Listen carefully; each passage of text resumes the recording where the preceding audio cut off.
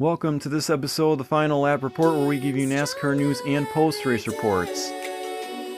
So a significant debate is currently ongoing within the NASCAR community regarding YouTuber turned racer Garrett Cleetus McFarland Mitchell, with several Cup Series drivers and veterans questioning if he is ready for his upcoming O'Reilly Auto Parts Series debut. McFarland signed a deal with Richard Childress Racing RCR to compete part-time in 2026 and 2027, with his debut scheduled for April 4th, 2026 at Rockingham Speedway. Now, a few weeks ago, Cletus McFarland signed a 3-race deal with Richard Childress Racing, so it's been confirmed that he will race April 4th, 2026 at Rockingham. And critics argue that McFarland, who has a massive YouTube following, lacks the extensive traditional ladder system experience, such as years in late models or trucks, typically required to compete at the top levels in NASCAR. And there are some drivers who have had their opinions, most notably Kyle Busch. And Kyle Busch stated the situation shows a lack of experience, joking that his 10-year-old son, Brexton Busch, has run more races. Now, Brexton is a dirt track driver, and he is very talented on those dirt tracks.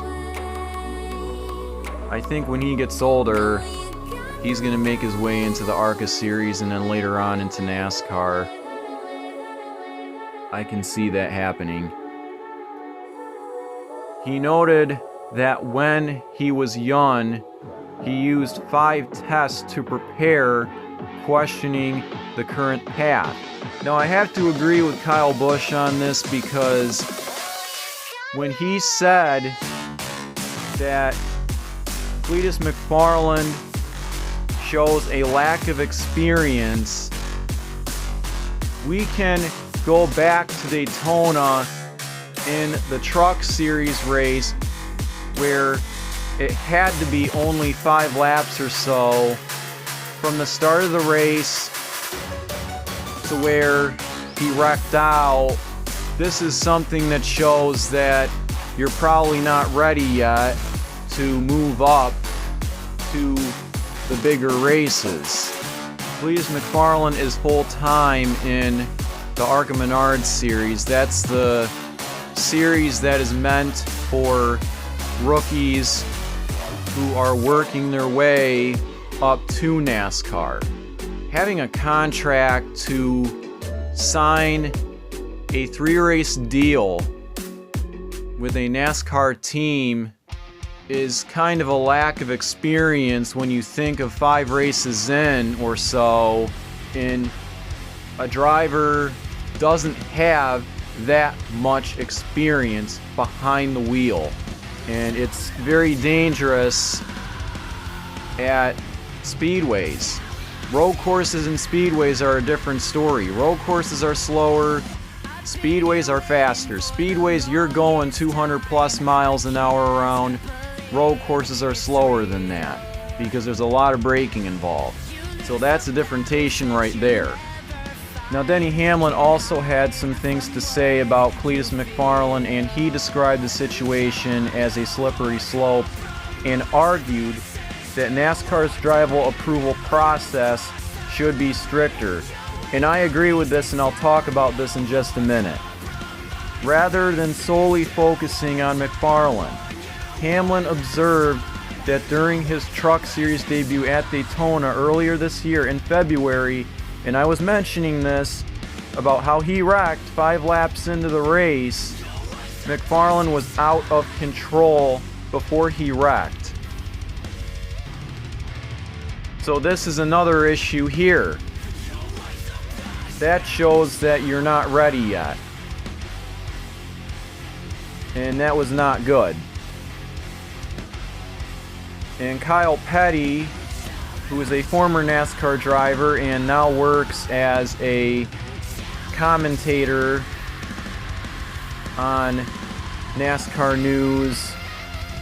He expressed that social media sensations have no place on a racetrack with those guys.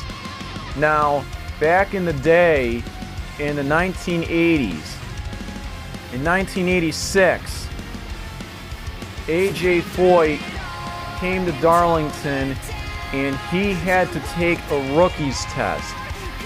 Now, when he came to Darlington, it was the Southern 500 and it was over Labor Day weekend. And a few drivers who were not rookies had to go up top and watch Foyt make his 10 laps around Darlington. And he was great. So he was approved to qualify, and that was a good thing. So NASCAR should bring that back, because that's something that should help a rookie get the experience. Especially if they've only raced 5 races and they wrecked in the truck series only 5 laps in. There's also safety concerns. Some veterans, such as Randy LaJoie, have jokingly mentioned they will receive crash info or data from his learning curve, while others fear he could be a hazard in the path. Particularly after a 37th place finish, DNF, in his Truck Series debut at Daytona. And NASCAR has reportedly mandated that McFarland must perform well at the Rockingham race to be approved for future races at faster, more dangerous tracks like Talladega. Now, when we talk Talladega, we're talking high rate of speeds going down those straightaways. Talladega is known for the big one, taking out half the field. It's insane at Talladega. So it's crazy, because those drivers will do whatever they want to do to win, and we've seen it happen before where half the field is taken out, possibly by mid-race, because of all these wrecks. So there's a whole debate that is ongoing ever since this announcement was made, but I am expecting the O'Reilly race at Rockingham to make NASCAR history for most viewership, because fans are going to be tuning in to see if Cletus McFarland will finish that race or if he will wreck out. And if he wrecks out, I know it's going to be because of lack of experience, and I think that Richard Childress Racing chose him just because he's famous. He's famous on YouTube, he's famous online, he's famous all over the place on the internet.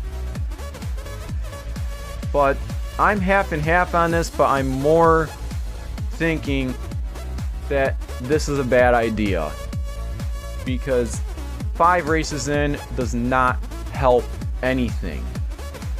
It doesn't help that you have a driver who wrecked out in the truck race at Daytona 5 laps in.